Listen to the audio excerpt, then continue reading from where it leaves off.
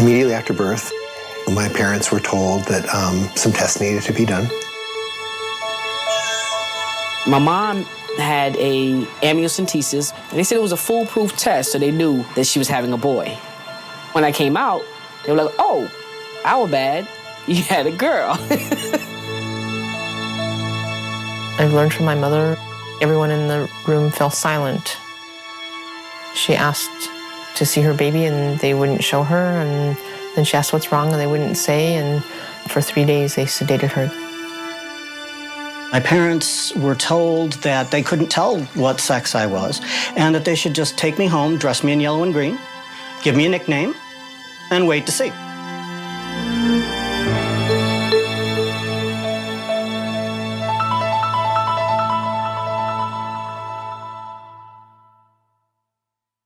There's a way to make an entrance. This is my destiny.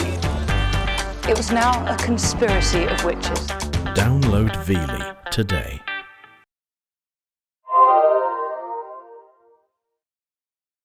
Discount tickets, great Broadway play.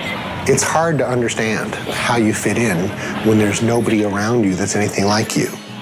My old friend Tiger DeVore, believe it or not, when he was born there was some doubt whether he was male or female.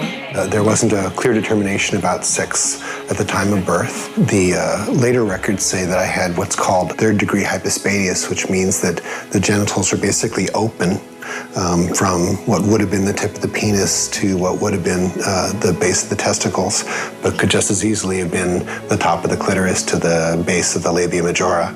And I had the first surgery to move all that massive tissue into something that looked more like a penis at age 3 months. Many intersexuals, or as we used to be known, hermaphrodites, are born with this kind of ambiguity of the genitals, an outward appearance that sits somewhere in between male and female. But though intersex births have been taking place forever, in recent times, medicine has had the ability to surgically alter ambiguous genitals and render them invisible. Jen Pagonis, raised as a girl, she only discovered at age 18 that she actually has XY, or male chromosomes. When I was born, they didn't know anything at first. About a year later, I went to a normal checkup. That's when she noticed something was up with my vagina. And I was 1.5 then, and they removed the 2 gonads that I had in my stomach area. When I was 3, they decided to remove my clitoris because it was too big by their standards for a normal girl. They claimed that they were going to preserve the function and the feeling, but in reality, it was all about appearance, and they kind of just hacked away at it until it was out of sight and out of mind. When I was born, my genitals didn't look very much like a boy's genitals. There was something a lot larger than a clitoris, but there was no pee hole in what they thought was the penis, and there was no testes, and what they might have thought of as the scrotum was all open in the middle. I'm in California wine country to visit my dear friend, Beau Laurent. Beau was the very first other intersex person I was ever aware of.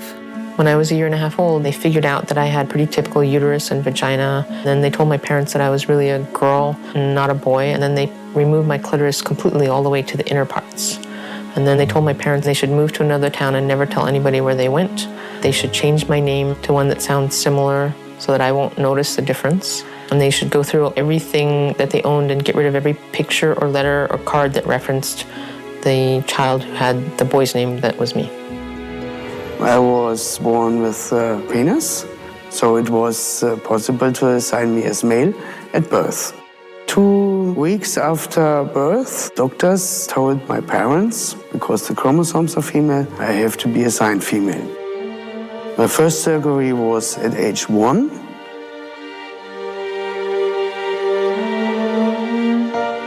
My parents, they have not been able to tell the neighborhood the truth, so they moved. I was a trustless, isolated child that very often go with the parents into the mountains. And the mountains are very empty. There are no people. Later, at about age 8, every half a year, I go to the hospital to widen the vagina.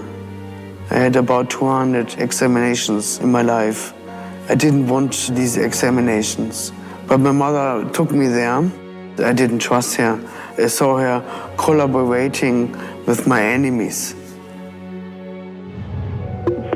I'm in Chicago to talk to Linnell Stephanie Long, born to a poor South Side family in 1963.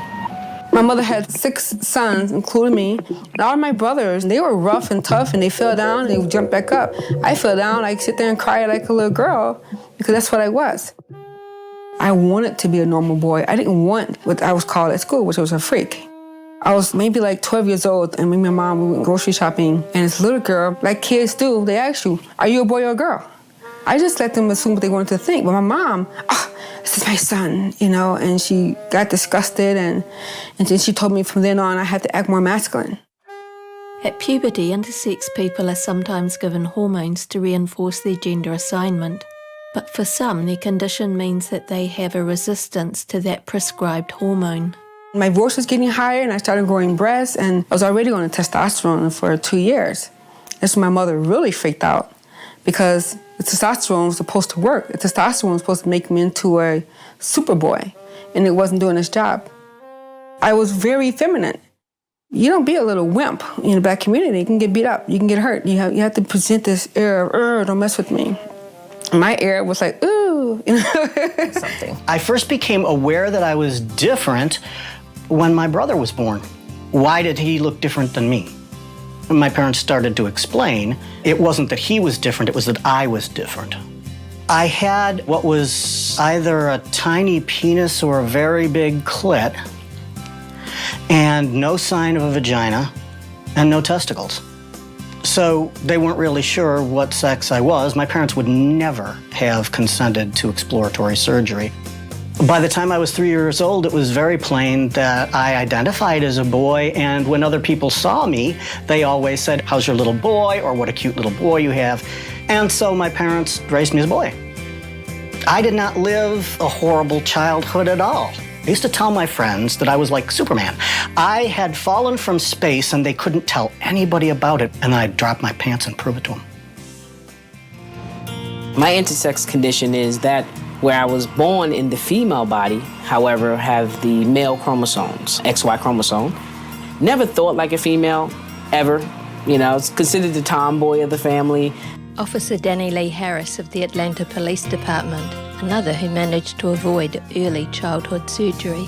My first girlfriend, she said, your clitoris is extremely big for a female. I said, okay, well, I'm just bigger than you. She was like, no, you need to go to the doctor and find out why, number one, you don't have a menstrual cycle. Number two, why your clitoris is so big. And because of that, is what actually started me on my process of finding out that I was indeed intersex.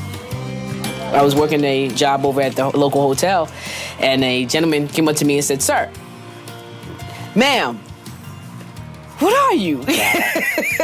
Most people probably would have been offended, but I was just like, it's whatever you want me to be.